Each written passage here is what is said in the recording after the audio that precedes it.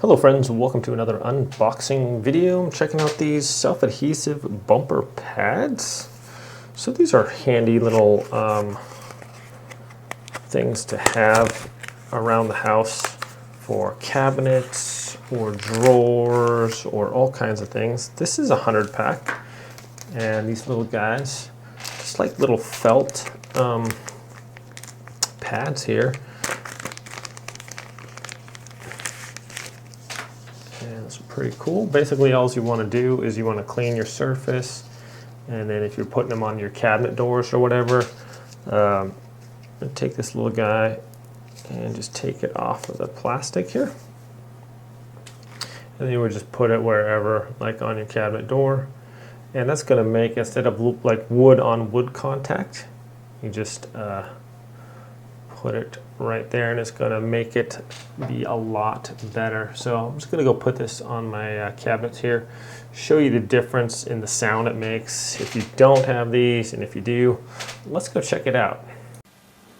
All right, my friends, so here I am in the kitchen, got my cabinet here, and I'm going to go ahead and put one of these right there, and we'll get this other one off.